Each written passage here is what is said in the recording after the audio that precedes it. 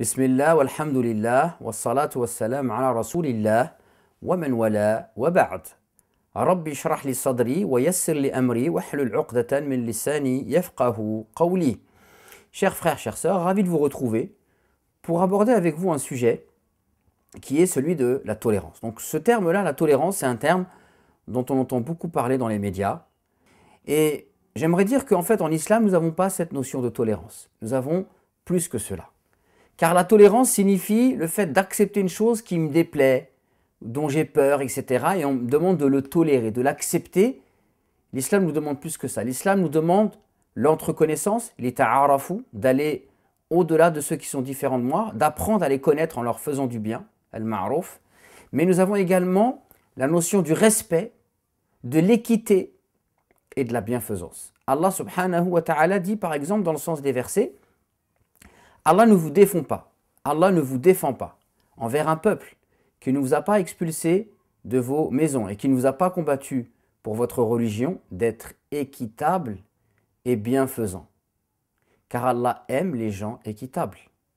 Donc ici, en arabe, La yanhakumullah anil ladina lam yuqatilukum fid din wa lam yukhrijukum min diyarikum an tabarruhum wa tuqassitu ilayhim inna Allah yuhibbul muqassitin. Donc, an tabarruhum. Tabarruhum, que vous soyez bienfaisant envers eux, c'est le même terme qu'on va employer pour la bienfaisance envers les parents. Donc l'islam est une religion qui amène à plus que la tolérance, qui amène au respect des libertés de chacun, qui amène à essayer de comprendre l'autre, qui amène à une démarche d'empathie.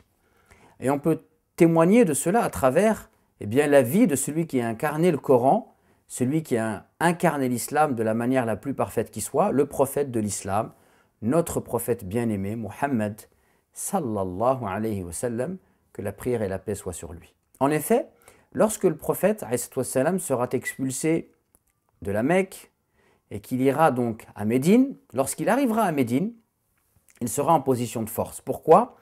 Parce qu'à l'époque, à Médine, il y a des tribus arabes, principalement les Haus et les Khazraj, qui sont des tribus arabes mais qui sont divisées, qui se font la guerre.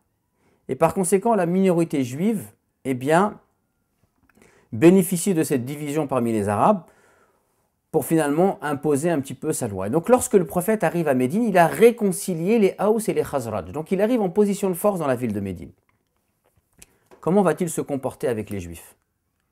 Va-t-il les forcer à se convertir à l'islam? Va-t-il leur faire la guerre? Va-t-il chercher à les asservir, à les dominer? Non. Le prophète va faire une chose qui est unique dans l'histoire de l'humanité. Il va aller discuter avec eux et ensemble, ils vont établir une charte.